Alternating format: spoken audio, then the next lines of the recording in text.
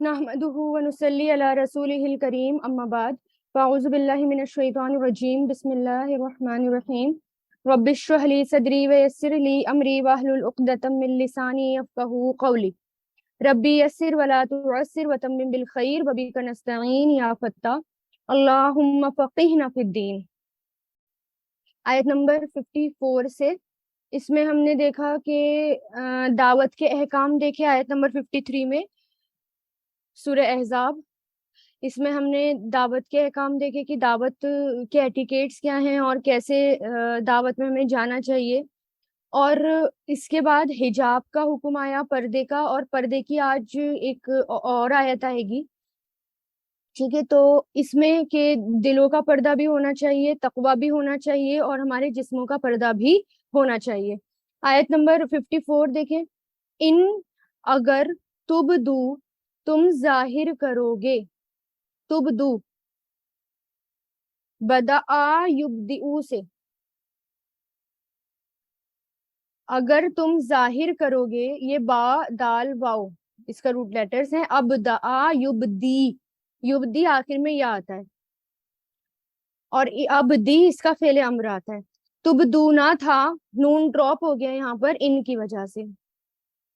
अगर तुम जाहिर करोगे शैअन कोई भी चीज, औ या तो फूहू तुम छुपाओगे उसे, अखफा युखफी से, फा फा या इसके रूट लेटर्स हैं या ये तुखफूना था, नून ड्रॉप हो गया औ की वजह से, या तुम छुपाओगे उसे, फ़इन्नल्लाह तो बेशक अल्लाह बिकुल्ली शैइन हर चीज को अलीमा खूब जानने वाला है।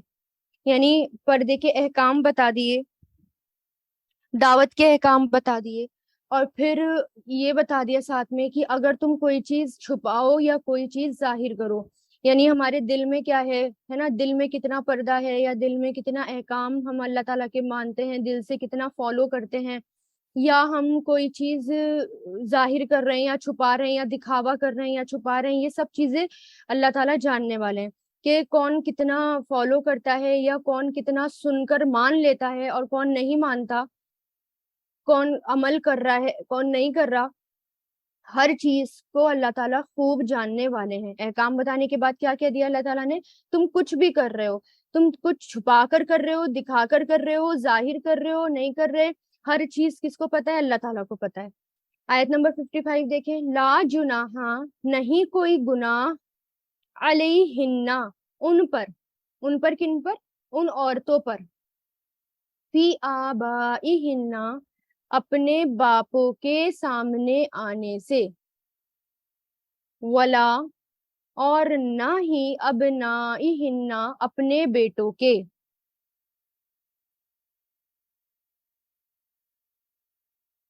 वला और ना ही इखवानिहिन्ना अपने भाइयों के, वला और ना ही अबनाई इखवानिहिन्ना अपने बेटों के, अपने भाइयों के। अबना किसको कहते हैं? बेटों को। और इखवानिहिन्ना अपने भाइयों के, अपने भाइयों के बेटे यानी भतीजे। वला और ना ही अबनाई बेटों के, अखवातिहिन्ना अपनी बहनों के यानी भांजे। वला और ना ही निसाइहिन्ना अपनी औरतों के।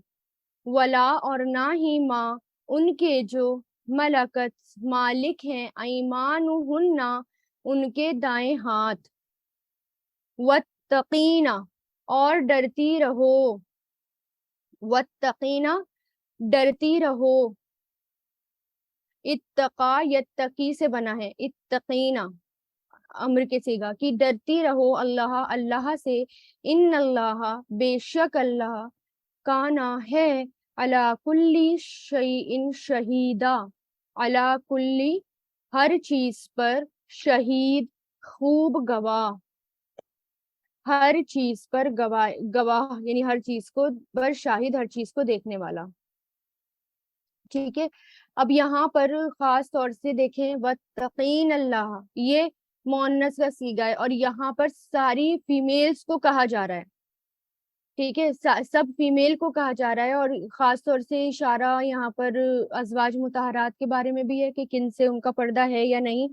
जिस वक्त पर्दे की यह आयत नाजिल हुई تو उम्महातुल मोमिनीन के जो वालिद और भाई वगैरह थे और दूसरे करीबी रिश्तेदार थे, उन्होंने कहा कि आइंदा हम भी अजवाज मुताहरात से पर्दे के पीछे से बातचीत किया करेंगे। यानी जब पर्दे के पीछे से बात करने के बारे में कहा गया, इस पर यह आयत नाजिल हुई जिसमें फरमाया गया कि अपने वालिद, अपने भाई, भतीजे, भांजों और घर में काम करने वाली मुसलमान औरतें और अपनी बांदियां वगैरह, इनके सामने आना जाना जायज है, इनसे पर्दा करने की जरूरत नहीं। यही हुक्म चचा मामूओं का भी है, इनसे भी पर्दा करने की जरूरत नहीं। और हाँ, जो दूसरे दूर के रिश्तेदार होते हैं उनसे पर्दा करना जरूरी होता है। तो यहाँ पर किन से पर्दा हमें जरूरी नहीं है, इनके बारे में बता दिया गया। ठीक है। और फिर देखें, अब यहाँ पर है वत्तकीन अल्लाह, डरो अल्लाह से, यानी तकवा करो, डरो अल्लाह से। दिल से भी हमें पर्दा करना है, दिल के अंदर भी जो है तकवा होना चाहिए, क्योंकि इंसान के जिस्म में एक टुकड़ा है ना गोश्त का। रसूल अल्लाह ने क्या कहा कि इंसान के जिस्म में एक गोश्त का टुकड़ा है, अगर वो तंदुरुस्त है तो सारा जिस्म तंदुरुस्त है, और जब उसमें फसाद पैदा हो जाता है तो सारे जिस्म फासिद हो जाता है। आगा रहो, सुन लो, वो दिल है। तो अगर दिल के पर्दे से पहले यानी दिल में भी पर्दा होगा तो फिर हम दूसरा भी पर्दा करेंगे, और अगर दिल में भी नहीं होगा तो हम बाहर भी पर्दा नहीं करेंगे। ठीक है। तो ये हुक्म जो है अजवाज मुताहरात, और अजवाज मुताहरात को भी कहा जा रहा है खास तौर से, लेकिन ये सब मोमिना औरत के लिए है। इसमें एक और आता है कि हजरत आयशा फरमाती हैं कि पर्दे का हुक्म उतरने के बाद अबू कुवैस के भाई अफलाह ने, जो मेरा रजाई चचा था, मुझसे अंदर आने की इजाजत मांगी। मैंने कहा कि मैं आप सल्लल्लाहु अलैहि वसल्लम से पूछे बगैर इजाजत नहीं दे सकती, क्योंकि अफलाह के भाई अफलाह ने मुझे दूध नहीं पिलाया बल्कि उसकी बीवी ने पिलाया था। जब आप सल्लल्लाहु अलैहि वसल्लम तशरीफ लाए तो मैंने ये सब उनको बताया। आप सल्लल्लाहु अलैहि वसल्लम ने फरमाया, तुमने अपने चचा को इजाजत क्यों ना दी? मैंने अर्ज किया, या रसूल अल्लाह, मुझे तो दूध मर्द ने तो नहीं पिलाया, उनकी बीवी ने तो पिलाया था। तो आपने फरमाया, तुम्हारे हाथ फालूद हो, यानी एक मुहावरा है, उसे अंदर आने की इजाजत दो, वो तुम्हारा चचा है। यानी जिस औरत ने दूध पिलाया था तो उसका शोहर भी हुर्मत वाले रिश्तों में ही आता है। ठीक है। और फिर क्या है कि वत्तकिल्ला, अल्लाह ताला से डरते रहो, वत्तकीना, यानी जाहिरी हिजाब कोई चीज नहीं जब तक के दिल के अंदर तकवा नहीं होगा। और जब दिल के अंदर तकवा होगा तो हम अपने आप ही जो है पर्दा करेंगे, और अपने आप ही अल्लाह ताला के अहकाम को मानेंगे। ठीक है। फिर आगे देखें, इन्नल्लाह, बेशक अल्लाह, व मलाइकतुहु, और उसके फरिश्ते, मलाइकतुहु और उसके फरिश्ते, युसल्लूना, वो दुरूद भेजते हैं, युसल्लूना, सल्लू, स्वाद लाम लाम इसके रूट लेटर्स हैं। दुआ देना या दुआ करना, बरकत मांगना, बुजुर्गी से याद करना, इज्जत करना, ये सब इसी में आ जाता है। तो युसल्लूना, ये क्या है? फेले मुजारे, सल्ला युसल्ली से बनाएंगे। दुरूद भेजते हैं या सलात भेजते हैं, अलन नबी, नबी पर, या अय्युहल्लज़ीना आमनू, ए लोगो जो ईमान लाए हो, सल्लू, दुरूद भेजो, अलैहि, आप पर, सल्लू ये फेले अम्र है, हुक्म है, ये सबको हुक्म दिया जा रहा है कि दुरूद भेजो, सलात भेजो, अलैहि, आप उस पर किस पर? रसूल अल्लाह पर, आप पर। वसल्लिमू, और सलाम भेजो, सीन लाम मीम इसके रूट लेटर्स हैं। सलाम करो या सलाम भेजो दोनों आते हैं, यानी फर्मा बरदारी करना, सुपुर्द करना, सौंपना, ये सब इसमें आता है। सलाम भेजो, तस्लीमन, खूब सलाम भेजना। देखिए, अगर सलिम ये जो वर्ड है इसके साथ अगर अला आ गया तो मायने होते हैं सलाम भेजने के, जैसे है ना अलैहि आ गया। और अगर इसके साथ इला का सिला हो, किसका? अला का सिला हो, तो इसका मतलब होता है, यानी अला हो तो सलाम भेजना, और इला हो तो सुपुर्द करना, सौंपना। ठीक है। उसके अंदर सूर्य बकरा में आया हुआ है ये वर्ड सल्लिम, सौंपना। दुरूद अगर साथ में इला हो तो। تو یہاں پر کیا ہے کہ سلام بھیجو اس پر، سلما یسلمو سلم سلمو فعل امر، تسلیمن خوب سلام بھیجنا. اب یہاں پر بھی دیکھیں کہ فعل امر ہے اور اسی روٹ کا مصدر بھی ہے، دونوں ساتھ میں آ گئے، فعل بھی اور مصدر بھی. تو اس کا مطلب ضروری ہے اور بہت زوردار طریقے سے یہاں پر اللہ تعالیٰ بتا رہے ہیں، اس میں مبالغہ ہے، فورس ڈال کر اس میں بتایا جا رہا ہے. تو اس میں کہ جیسے کہ کچھ مفسرین ہیں جیسے ابو العالیہ کہتے ہیں کہ اللہ تعالیٰ فرشتوں میں آپ کی تعریف کرتے ہیں اور فرشتے آپ کے لیے دعائیں رحمت اور برکت بھیجتے ہیں. تو یہاں پر بھی دیکھیں اس سے پتہ چل رہا ہے، آپ رسول اللہ کی کا مرتبہ اسی بات سے اندازہ لگا سکتے ہیں، رسول اللہ کی کہ محبت اللہ تعالیٰ کو کتنی ہے، آپ اسی بات سے اندازہ لگا سکتے ہیں کہ اللہ تعالیٰ خود اور فرشتے خود ان پر درود بھیجتے ہیں. یہاں پر یہ دیکھیں کہ اللہ اور فرشتے درود بھیجتے ہیں رسول اللہ پر. کسی اور نبی کے لیے کیا یہ بات کہی گئی ہے قرآن میں؟ نہیں، صرف رسول اللہ کے لیے یہ بات کہی گئی ہے کہ ان پر درود بھیجتے ہیں. تو ہمیں بھی کیا حکم ہے؟ مومنوں کو بھی حکم ہے کہ تم بھی درود اور سلام بھیجو. جب اللہ تعالیٰ بھیجتے ہیں تو ہمیں بھی درود اور سلام بھیجنا ہے. تو اسی بات سے اندازہ لگا لیں کہ رسول اللہ پر درود بھیجنا اور رسول اللہ پر سلام بھیجنا کس قدر نہایت ضروری ہے. اللہ سبحانہ و تعالیٰ آپ پر اپنی رحمتیں بھی نازل کرتے ہیں، ہے نا. کتنا بلند مقام تھا آپ رسول اللہ کا، آپ اسی آیت سے اندازہ لگا لیں.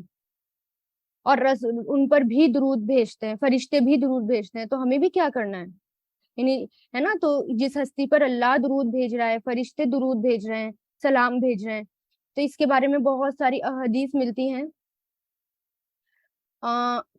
جو ہے نا اللہ سبحانہ و تعالیٰ اپنے مقرب فرشتوں کے آس پاس بھی تعریف کرتے ہیں، یعنی جو اللہ تعالیٰ کے آس پاس والے فرشتے ہیں ان پر بھی، ان کے آس پاس بھی تعریف کرتے ہیں رسول اللہ کی اور درود بھیجتے ہیں، ہے نا. تبھی تو فرشتے بھی پھر درود بھیجتے ہیں رسول اللہ پر. اور جو ہے نا درود پڑھنا فوراً فوری رحمت کے حصول کا ذریعہ ہے، یعنی فوراً رحمتیں نازل ہوتی ہیں اس کو پڑھنے سے. اس کے بارے میں آتا ہے صحابہ کرام نے عرض کیا کہ اللہ کے رسول صلی اللہ علیہ وسلم، سلام کا طریقہ تو ہم جانتے ہیں. سلام کیا ہے؟ التحیات، ہے نا. التحیات جب ہم پڑھتے ہیں تو اس کے اندر یہ آتا ہے نا، السلام علیکہ ایھا النبی رحمت اللہ وبرکاتہ.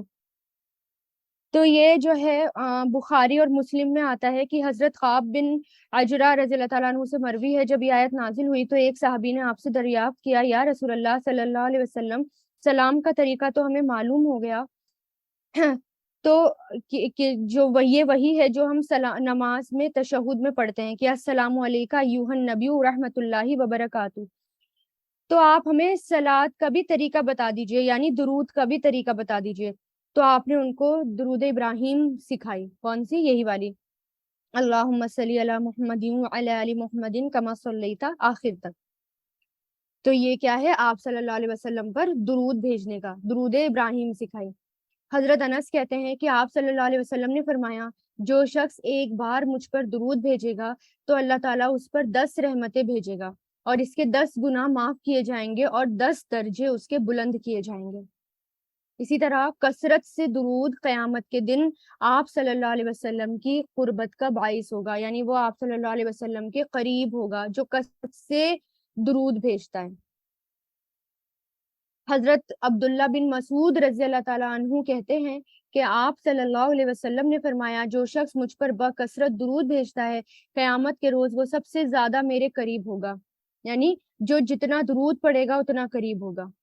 آپ صلی اللہ علیہ وسلم پر کثرت سے درود بھیجنا اور آپ کے لیے وسیلہ مانگنا قیامت کے دن آپ کی سفارش کا باعث ہوگا. وسیلہ ہم پڑھ چکے نا کیسے مانگا جاتا ہے. وسیلہ جو ہم نماز کے بعد کی جو اذان کے بعد کی جو ہم دعا پڑھتے ہیں، ٹھیک ہے، اذان کے بعد جو دعا پڑھی جاتی ہے اس میں آپ صلی اللہ علیہ وسلم کے لیے وسیلہ مانگا گیا ہے.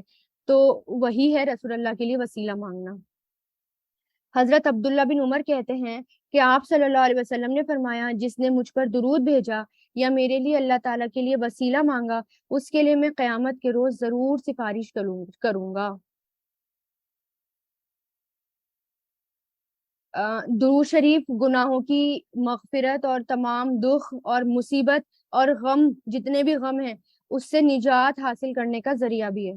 ترمذی کی روایت میں آتا ہے، حضرت ابی بن ابن قاب رضی اللہ تعالیٰ عنہ کہتے ہیں کہ میں نے رسول اللہ صلی اللہ علیہ وسلم سے عرض کیا، اے اللہ کے رسول صلی اللہ علیہ وسلم، میں آپ پر کثرت سے درود بھیجتا ہوں، اپنی دعاؤں میں کتنا وقت درود کے لیے وقف کروں، یعنی کتنا، جب دعا مانگتا ہوں تو کتنا وقت درود میں نکالوں؟ تو آپ نے فرمایا جتنا تو چاہے۔ میں نے عرض کیا کیا 1/4؟ آپ نے فرمایا جتنا تو چاہے، لیکن اگر اس سے زیادہ کر لے تو تیرے لیے اچھا ہے۔ میں نے عرض کیا آدھا وقت؟ آپ نے فرمایا جتنا تو چاہے، لیکن اگر اس سے زیادہ کر لے تو تیرے لیے اچھا ہے۔ میں نے عرض کیا 2/3؟ آپ نے فرمایا جتنا تو چاہے، لیکن اگر اس سے زیادہ کر لے تو تیرے لیے بہتر ہے۔ میں نے عرض کیا کہ میں اپنا سارا وقت درود کے لیے وقف کرتا ہوں۔ تو آپ صلی اللہ علیہ وسلم نے فرمایا یہ تیرے سارے دکھ غموں کے لیے کافی ہوگا اور تیرے گناہوں کی بخشش کا باعث بنے گا۔ سبحان اللہ۔ تو دعا میں کبھی کبھی ایسا ہوتا ہے نا، ہمیں سمجھ نہیں آ رہا میں کیا مانگوں دعا میں، کیسے مانگوں دعا، تو اس وقت کیا کریں؟ صرف اور صرف درود شریف ہی پڑھتے رہیں، تو اللہ تعالیٰ تو دلوں کے حال جانتا ہے، اللہ تعالیٰ ہماری ساری غم ساری تکلیفیں ہی اپنے آپ دور کر دیں گے۔ اور یہ جو درود شریف ہے دنیا اور آخرت کے غم کے لیے بھی کافی ہوتا ہے۔ جب انسان بہت زیادہ پریشان ہو، بہت زیادہ، اور سمجھ نہیں آ رہا کہ میں پریشانی میں، زیادہ پریشانی میں ہوتا ہے نا، کیا دعا مانگوں، میں کیسے مانگوں، تو اس وقت بھی درود پڑھنا شروع کر دیں۔ آپ صلی اللہ علیہ وسلم پر رحمت بھیجنے والے پر اللہ تعالیٰ بھی رحمت نازل فرماتے ہیں، اور آپ پر سلام بھیجنے والے پر اللہ تعالیٰ بھی سلام بھیجتے ہیں۔ تو یعنی اگر ہم چاہتے ہیں کہ ہم پر بھی رحمت ہو اللہ تعالیٰ کی، تو یا اللہ تعالیٰ ہم پر بھی سلام بھیجیں، تو ہمیں بھی کثرت سے کیا کرنا ہے؟ رسول اللہ پر درود بھیجنا ہے۔ حضرت عبد الرحمن بن عوف فرماتے ہیں کہ آپ صلی اللہ علیہ وسلم ایک روز گھر سے نکلے اور کھجوروں کے باغ میں داخل ہوئے، بہت لمبا سجدہ کیا، حتیٰ کہ مجھے اندیشہ ہوا کہیں اللہ تعالیٰ نے آپ کی روح نہ قبض کر لی ہو۔ وہ کہتے ہیں کہ میں آپ صلی اللہ علیہ وسلم کی طرف دیکھ ہی رہا تھا کہ آپ صلی اللہ علیہ وسلم نے سر اٹھایا اور فرمایا کیا بات ہے؟ میں نے بات بتائی تو آپ صلی اللہ علیہ وسلم نے ارشاد فرمایا کہ جبریل علیہ السلام نے مجھ سے کہا، اے محمد صلی اللہ علیہ وسلم، کیا میں آپ کو بشارت نہ دوں؟ اللہ فرماتا ہے جو شخص آپ پر درود بھیجے گا میں اس پر رحمت نازل کروں گا، اور جو شخص آپ پر سلام بھیجے گا تو میں اس پر بھی سلام بھیجوں گا۔ سبحان اللہ۔ اسی طرح ابو درداء رضی اللہ تعالیٰ عنہ کہتے ہیں کہ آپ صلی اللہ علیہ وسلم نے فرمایا جس نے 10 مرتبہ صبح اور 10 مرتبہ شام مجھ پر درود بھیجی اسے قیامت کے روز میری سفارش حاصل ہوگی۔ طبرانی کی روایت۔ اسی طرح حضرت عبداللہ بن مسعود کہتے ہیں کہ میں نماز پڑھ رہا تھا، آپ صلی اللہ علیہ وسلم کے ساتھ حضرت ابو بکر اور حضرت عمر شامل تھے۔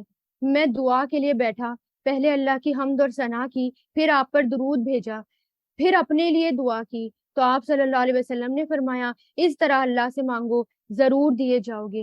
دوبارہ فرمایا اللہ سے مانگو ضرور دیے جاؤ گے۔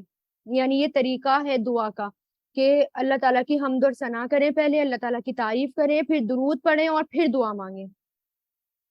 حضرت ابو طلحہ سے روایت ہے کہ ایک مرتبہ آپ صلی اللہ علیہ وسلم تشریف لائے، آپ کا چہرہ مبارک خوشی سے تمتما رہا تھا۔ ہم نے عرض کیا کہ آج ہم آپ کے چہرے مبارک پر خوشی کے اثرات دیکھ رہے ہیں۔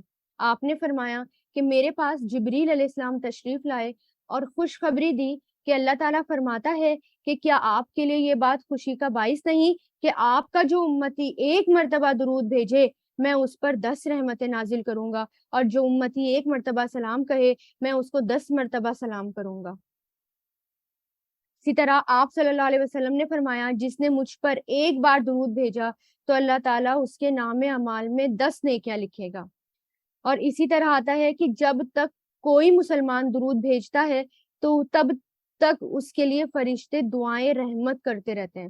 یعنی اگر ہم درود پڑھتے رہتے ہیں تو فرشتے بھی دعائیں رحمت کرتے رہتے ہیں۔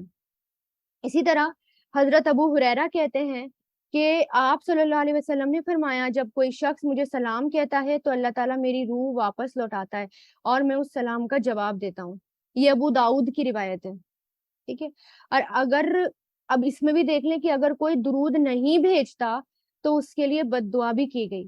حضرت ابو ہریرہ کہتے ہیں کہ آپ صلی اللہ علیہ وسلم نے فرمایا رسوا ہوا وہ آدمی جس کے سامنے میرا نام لیا جائے اور وہ درود نہ پڑے۔ اور درود کیا ہے؟ सल्लल्लाहु अलैहि वसल्लम। जब रसूल अल्लाह का नाम लिया जाए तो हमें भी क्या कहना है, सल्लल्लाहु अलैहि वसल्लम। ठीक है, एक बार तेज आवाज में कहना और बाकी दिली दिल में कहना भी काफी है। मान लीजिए हम हदीस पढ़ रहे हैं, हदीस में बार बार रसूल अल्लाह का नाम आ रहा है, तो हम दिल में उसको दोहरा दें तो वो भी काफी है। रुस्वा हो वो आदमी जिसने रमजान का महीना पाया और वो अपने गुनाह ना बख्शवा सका। रुस्वा हो वो आदमी जिसके सामने उसके माँ बाप बुढ़ापे की उम्र को पहुंचे और वो उनकी खिदमत करके जन्नत में ना जा सका। ये क्या है, बद्दुआ की गई है ना 3 लोगों पर।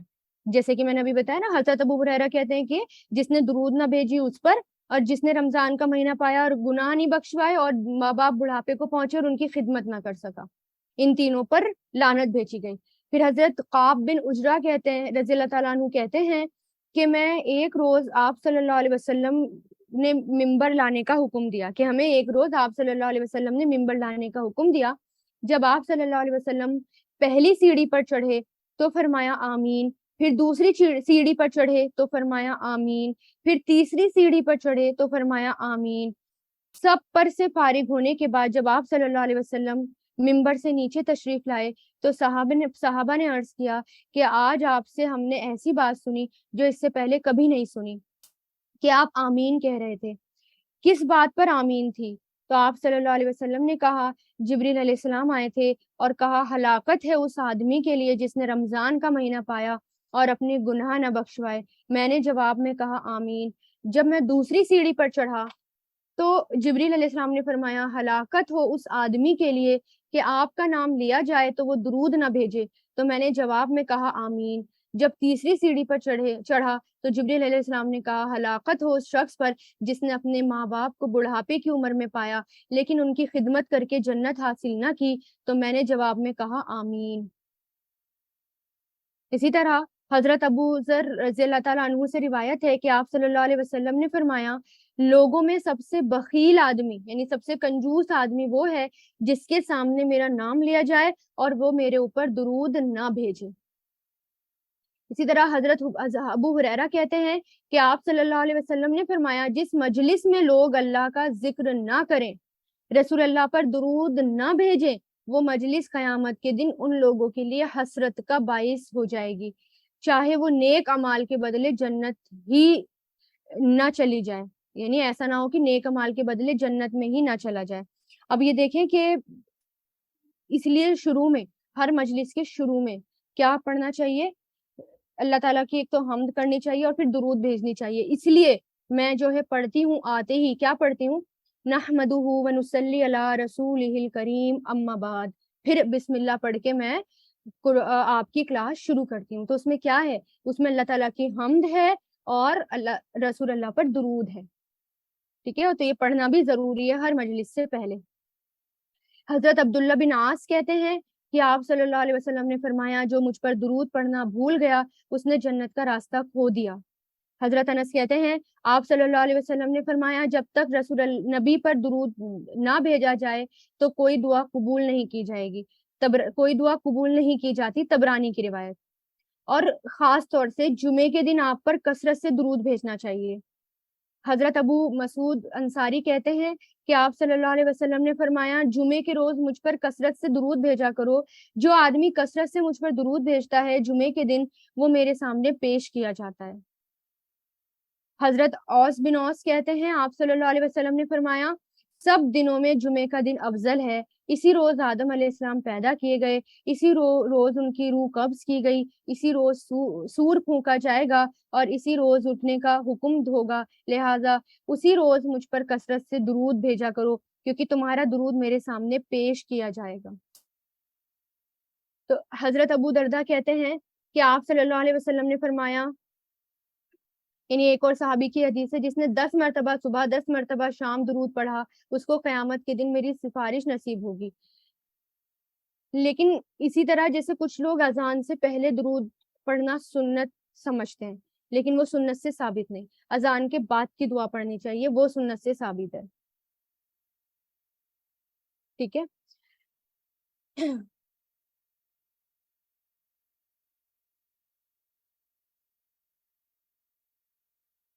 अब ये देखें कि इसमें कितनी सारी हदीसों से हमें पता चला कि दुरूद के एक तो कितने फायदे हैं, कि सारी प्रॉब्लम का सॉल्यूशन दुरूद शरीफ है, और फिर ये कि दुरूद शरीफ ना पढ़ना और दुरूद शरीफ का छोड़ना बद्दुआ भी है उसके लिए, और उसके लिए उसमें हलाकत और लानत भी है। और सिर्फ आदत की बात है कि अल्लाह ताला हमारी ऐसी आदत बना दे कि हम उठते बैठते जो भी हम काम कर रहे हैं, कुछ भी काम कर रहे हैं, तो हमारी जो ज़बान है वो ज़िक्र से तर रहे, जैसे कि अल्लाह ताला का ज़िक्र हो गया या दुरूद शरीफ हो गई, है ना। अब फिर इसमें ये भी बात, एक क्वेश्चन ये भी उठता है कि दुरूद शरीफ बगैर वज़ू के पढ़ सकते हैं या पीरियड्स में पढ़ सकते हैं? जी हाँ, बिल्कुल पढ़ सकते हैं। वज़ू के बगैर भी दुरूद शरीफ पढ़ा जा सकता है, लेट कर, बैठ कर, वॉक करते हुए, खाना पकाते हुए, किसी भी वक़्त इंसान दुरूद भेज सकता है, ठीक है? और सलाम भी जो है रसूलुल्लाह पर भेजा जाए। एक तो ये कि जो हम सलाम पढ़ते हैं अत्तहियात में, तो उसमें आता है अस्सलामु अलैका अय्युहन नबिय्यु व रहमतुल्लाहि व बरकातुहू। अलग से अगर हमें नमाज के अलावा पढ़नी हो तो हम अलग से यही कलिमात पढ़ सकते हैं। और एक और दुरूद है जिसके अंदर दुरूद और सलाम दोनों हैं, वो भी पढ़ी जा सकती है।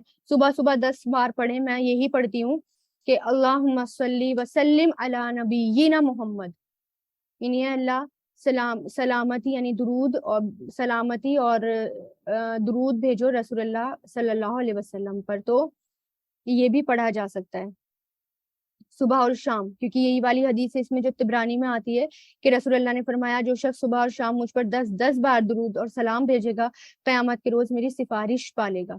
तो इसलिए ये वाला दुरूद भी पढ़ना चाहिए। इंशाल्लाह ये आपके ग्रुप पर डाल दिया जाएगा।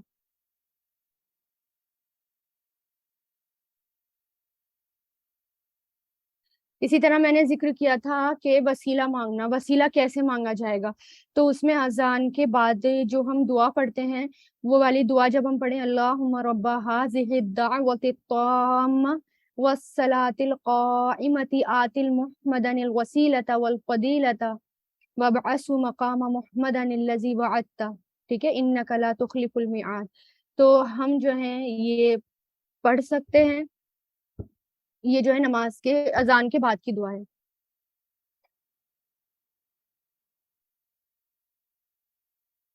नेक्स्ट आयत देखें, इन्नल लजीना, अब ये वाली आयत देखें, इसी से रिलेटेड है। इन्नल लजीना, बेशक वो लोग जो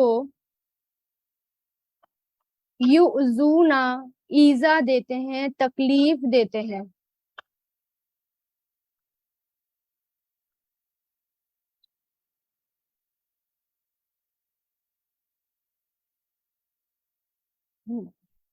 अलिफ जाल या इसके रूट लेटर्स हैं, आजा युजी से बना है ये। बेशक वो लोग जो ईजा देते हैं, तकलीफ देते हैं, अल्लाह अल्लाह को, व रसूलहू और उसके रसूल को, लअनहुमुल्लाहु, लानत की उन पर, लाना यल अनु से लानत की उन पर अल्लाह ने, फिद दुनिया, दुनिया में, वल आखिरती और आखिरत में, व अअद्दा और उसने तैयार कर रखा है, अअद्दा युइद्दु से, लहुम उनके लिए, अजाबन अजाब, मुहीना रुस्वा करने वाला। कौन सा? अब देखें इसमें क्या है कि जो लोग तकलीफ देते हैं या ईजा देते हैं, किसको? रसूल अल्लाह को, अल्लाह तो उस पर, यानी अल्लाह अल्लाह को और अल्लाह के रसूल को, तो तकलीफ देना कैसा है? दुनिया और आखिरत में उसके लिए क्या है? दर्दनाक अजाब है। तो रसूल अल्लाह को तकलीफ देना, और इसका मतलब क्या है? किस किस तरह रसूल अल्लाह को तकलीफ दी जाएगी? अब देखें कि इससे पहले की आयतें गुजर चुकी हैं पर्दे की, इससे पहले हिजाब के पर्दे के पीछे बात करने की, अज़वाज मुतहरात से उनके बारे में, और फिर दुरूद के बारे में, ये सब बातें होने के बाद क्या कहा जा रहा है कि जो लोग अल्लाह और उसके रसूल को तकलीफ देते हैं, तो उन पर अल्लाह ने दुनिया में भी लानत की और आखिरत में भी लानत की। तो अब इसमें देखें कि तकलीफ देने का मतलब क्या होता है? क्या हो सकती है तकलीफ देना? कि आपके घर में बगैर इजाजत दाखिल होना, ये रसूलुल्लाह को तकलीफ देता है। और आपके ख्वाहिश के बगैर बैठे रहना, है ना, जब दावत में आए तो आपके ख्वाहिश के बगैर बैठे रहना। इसी तरह बगैर हिजाब के आपकी अज़वाज मुतहरात से बातें करना, ये क्या है? یہ جو ہے آپ صلی اللہ علیہ وسلم کو تکلیف دیتا ہے. اور ہم کیسے تکلیف دے سکتے ہیں رسول اللہ کو؟ جیسے کہ آپ نبی کے طریقے کو چھوڑ کر اپنے خود کے طریقے ایجاد کرنا، اس سے بھی رسول اللہ کو بہت تکلیف پہنچتی ہے، اذیت پہنچانے کی برابر ہے یہ، کہ آپ کے طریقے کو چھوڑ دیا اور دوسرے طریقے پہ چل دیا اور جہنم والے طریقے پر چل دیے. اسی طرح دین کا مذاق اڑانا، اسی طرح جو ہے، کیونکہ دین کے خاطر آپ صلی اللہ علیہ وسلم نے بہت سی تکلیفیں برداشت کی، بہت کچھ آپ صلی اللہ علیہ وسلم نے برداشت کیا. تو اسی دین میں اگر ہم اسی دین کا اگر ہم مذاق بنائیں تو یہ بھی کیا ہے، بہت زیادہ تکلیف پہنچاتا ہے رسول اللہ کو. اسی طرح درود نہ پڑھنا بھی نبی کو اذیت دیتا ہے. اور ازواج مطہرات پر بہتان لگانا، یہ بھی آپ صلی اللہ علیہ وسلم کو اذیت دیتا ہے. یعنی جس زمانے میں دیکھیں حضرت عائشہ پر بہتان لگایا گیا تھا، تو عبداللہ بن ابئی جو تھا منافقوں کے جو لوگ تھے، منافق سارے جمع ہوئے، اس بہتان کو پھیلانے کی باتیں بھی کری اور اس بہتان کو خوب پھیلایا، حضرت عائشہ کے خلاف باتیں کی. تو اس سے کیا ہوا، اس بات نے رسول اللہ کو بہت زیادہ تکلیف پہنچائی تھی. اسی طرح کوئی بھی بات ایسی کرنا جو ان کے شان نہیں، رسول اللہ کے شان نہیں، ان کی شان میں گستاخی کرنا، یہ بھی کیا ہے، تکلیف پہنچانا. تو ان سب باتوں سے ہمیں بچنا ہے کہ ایسی کوئی کام نہ ہو، ایسی کوئی بدعتیں نہ ہو، ایسی جس سے کہ رسول اللہ کو جو ہے تکلیف پہنچے. اب یہاں پر دیکھیں، اب وہ انسان اللہ تعالیٰ کی رحمت سے دور ہوتا ہے، اللہ تعالیٰ کی رحمت سے محروم ہے. تبھی ہے نا لعنت، مطلب ہوتا ہے اللہ تعالیٰ کی رحمت سے محروم، یعنی جسمانی اذیت تو کوئی اللہ کو پہنچا ہی نہیں سکتا ہے نا، اللہ تک پہنچنا نعوذ باللہ کہ وہ تکلیف دے. اس سے مراد یہ پھر ایسی کون سی چیز ہے کہ جو اپنی زبان سے ایسی باتیں کرتے ہیں یا اپنے عمل میں ایسے کام کرتے ہیں جو اللہ اور اس کے رسول کو پسند نہیں. تو اس کا مطلب یہ ہے کہ اللہ کو تکلیف پہنچانا. ٹھیک ہے. اور کچھ مفسرین اس کا جواب یہ بھی دیتے ہیں، یعنی کس سوال کا، کہ اللہ کی ذات کو کس طرح تکلیف پہنچا سکتے ہیں. تو کچھ مفسرین کہتے ہیں کہ آپ صلی اللہ علیہ وسلم کو تکلیف پہنچانا در حقیقت اللہ تعالیٰ کو تکلیف پہنچانا ہے. بس جس نے اللہ کے رسول صلی اللہ علیہ وسلم کو تکلیف دی، گویا اس نے اللہ کو تکلیف دی. اور جو اللہ کو تکلیف دے اس کا اپنا انجام پھر اس کو سوچ لینا چاہیے کہ وہ کیا ہے. یہ بات اب اسی طرح ہے نا، بالکل جیسے کوئی بادشاہ اپنے کسی وزیر سے کہے کہ اگر کسی نے اس کو تکلیف دی تو اس نے مجھے تکلیف دی. تو ایسے ہی ہے یہ کہ رسول اللہ کو تکلیف دینا مطلب اللہ کو تکلیف دینا بھی ہے. اسی طرح جیسے کہ بعض مفسرین نے کہا کہ اللہ تعالیٰ کو تکلیف پہنچانا ایسا ہے کہ اس کے شان میں ایسی بات کہیں جو اللہ تعالیٰ کی شان نہیں. جیسے کہ حدیث میں آتا ہے اللہ تعالیٰ کیا کہتے ہیں، زمانے کو برا مت کہو، زمانے کو برا مت کہو. در حقیقت زمانے کو برا کہنا ایسا ہے جیسے اللہ تعالیٰ کو برا کہنا. اسی طرح ایک حدیث میں آتا ہے نا کہ جاندار کی تصویر بنانا اللہ تعالیٰ کو تکلیف پہنچانا ہے، کہ اللہ تعالیٰ کو تکلیف پہنچانا. تو یہ سب کام کر کے یا قرآن کو نہ سمجھ کے، قرآن کو نہ فالو کر کے، اس کو اگنور کر کے، کیونکہ اللہ تعالیٰ کا کلام ہے، اللہ تعالیٰ کی بات ہے، اس کو چھوڑ کے اس کو پیٹ کے پیچھے ڈالنا، مطلب اس کو اگنور کرنا، یہ بھی کیا ہے، تکلیف پہنچانا ہے، اللہ کو تکلیف پہنچانا ہے. اور پھر دیکھیں والذین، اور وہ لوگ جو یؤذون، ایذا دیتے ہیں، تکلیف دیتے ہیں، المؤمنین، مومن مردوں کو، والمؤمنات، اور مومن عورتوں کو، بغیر اس کے ما جو اکتسبو انہوں نے کمایا، اکتسبا یکتسبو سے، اکتسبو انہوں نے کمایا، فقد تو در حقیقت، احتملو انہوں نے اٹھا لیا، احتملا یحتملو سے، احتملو انہوں نے اٹھا لیا، بہتانن بہتان، و اسمن اور گناہ، مبین کھلم کھلا بڑا گناہ. یعنی وہ لوگ جو تکلیف دیتے ہیں مومن مردوں کو اور مومن عورتوں کو بغیر کسی گناہ کے جو انہوں نے کمایا، یعنی بغیر کسی ریزن کے تکلیف دینا، یا بغیر کسی، یعنی کوئی گناہ کیا نہیں کہ جس کی سزا دی جا رہی ہو، ہے نا. تو ایسا ہے جیسے اس نے کھلم کھلا گناہ کیا. یہاں پر پہلے کیا ہے، اللہ اور اس کے رسول کو تکلیف نہیں دینی، اور پھر یہاں پر کیا آیا ہے آیت میں، کسی بھی مسلمانوں کو تکلیف نہیں دینی. تو تکلیف دینا کسی کے لیے بھی جائز نہیں. یہاں اللہ تعالیٰ کی بات بھی آئی, رسول اللہ کی بات آئی, پھر مومن مرد اور مومن عورتوں کی بھی بات آ گئی. کسی بھی صاحب ایمان کو اپنے ہاتھ سے, زبان سے آپ تکلیف نہ دیں. پھر اس کے بعد آپ دیکھیں کہ جانور, پرندے, درندے, سب باقی مخلوق, حتیٰ کہ جنوں کو بھی, وہ کیسے, جیسے ہڈی کے ساتھ استنجا کرنے سے منع کیا گیا, کیونکہ وہ جنوں کی خوراک ہوتی ہے نا, اس لیے اس کو گندا نہیں کرنا چاہیے. تو اگر ہڈی کے ساتھ کوئی استنجا کر لے تو کتنا سخت گناہ ہے. اس کا مطلب کیا ہے کہ تکلیف دے رہے ہیں, جنوں کو تکلیف دے رہے ہیں. پھر اسی طرح بنا وجہ کا بہتان لگانا, بنا وجہ کا, اچھا میری یہ چیز نہیں مل گئی, جن تو نہیں اٹھا کر لے گئے, یہ سب. اب اسی طرح ایک مومن جو ہوتا ہے یا ایک مسلم جو ہوتا ہے, اس کے ہاتھ اور اس کی زبان سے سب محفوظ رہتے ہیں. تو کسی کے لیے بھی اذیت اور دکھ کا باعث نہیں بننا چاہیے, ہے نا. بعض اوقات ہماری باتیں بن جاتی ہیں, ہمارے رویے, ہمارے ایسے کام جس کی وجہ سے دوسرا شخص, اور کچھ جھوٹی باتیں, اس سے کیا ہوتا ہے, ان سب رویوں سے تکلیفیں ہوتی ہیں دوسروں کو, ہے نا. یعنی بعض لوگ آپ بات کرتے ہیں تو وہ خام خواہ ہنس پڑتے ہیں, حالانکہ وہ ہنسنے کا موقع نہیں ہوتا. اریٹیٹنگ باتیں کرتے ہیں کچھ لوگ, ہے نا. کوئی سیریس بات چل رہی ہے لیکن بیچ میں ہنس پڑے, بنا وجہ ہنس پڑے, پتا چلا وہ بات ہی چلی گئی, بات ہی چلی, ٹاپک سے ہی ہٹ گئی بات. تو یہ بھی تکلیف پہنچانے والی باتیں ہوتی ہیں, ہے نا. غیبتیں کرنا اور یہ سب کرنا, یہ سب ہماری باتوں میں نہیں ہونا چاہیے, ٹھیک ہے. اور اسی طرح کچھ مائیں بھی ایسی ہوتی ہیں جن کو میں نے دیکھا ہے کہ وہ بچوں کے اوپر بھی, اپنے بچوں کے اوپر ہنسنا شروع کر دیتی ہیں, اور بچے اس کی وجہ سے بہت اریٹیٹ ہوتے ہیں. ہم یہ سوچ رہے ہیں نا کہ ہم تو ہنس ہی رہے تھے, ہے نا, تو تکلیف تو نہیں دے رہے تھے, لیکن کبھی کبھی ہمارا جو ہنسی ہوتی ہے نا, ہمارا یہ عمل, ہنسی بن موقع پر ہنسنا, یہ بھی اذیت کا باعث بن جاتا ہے. اس سے بھی بچنا چاہیے. تو ہر شخص کو اللہ تعالیٰ نے اتنی سینس اور اتنی سمجھ دے رکھی ہے کہ وہ دوسروں کو اذیت نہ دے. لیکن اگر آپ کو اگر ہمیں سمجھ نہیں آ رہا کہ دوسروں کو اذیت ہو رہی ہے, یا انہیں کم سے کم اپنے آپ کو ان کی جگہ رکھ کر دیکھیں, ہے نا. ہمیں نہیں سمجھ میں آ رہا کہ ہمیں ہماری باتوں سے, ہمارے رویے سے دوسروں کو تکلیف ہو رہی ہے یا نہیں ہو رہی, تو اپنے آپ کا کو سوچیں, اگر میں اس کی جگہ ہوتی تو کیا ہوتا. تو اپنے آپ ہی سمجھ میں آ جاتا ہے. پھر اپنے دل سے پوچھیں, کیونکہ کہتے ہیں نا دل سب سے بڑا مفتی ہوتا ہے, اپنے دل ہی اپنے بتا دیتا ہے, ہمارا نفس ہمیں بتا دیتا ہے کہ کون سی بات صحیح ہے اور کون سی بات غلط ہے.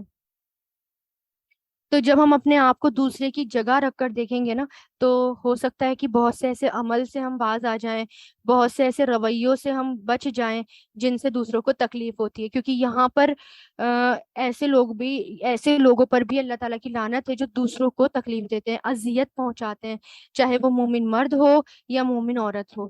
اس کا مطلب یہ ہے کہ اس نے بہت بڑا گناہ اٹھا لیا. تو اللہ تعالیٰ ہم سب کو محفوظ رکھے اس بات سے کہ ہم کسی کو بھی تکلیف پہنچائیں. اللہ تعالیٰ ہمیں قرآن کو سمجھنے کی, قرآن پر عمل کرنے کی توفیق دے, اور ہمیں حکمت سکھائیں. اللہ تعالیٰ ہمیں بہترین مومن اللہ تعالیٰ بنائیں, جیسا کہ ہم قرآن میں پڑھ رہے ہیں بالکل ویسا. آمین.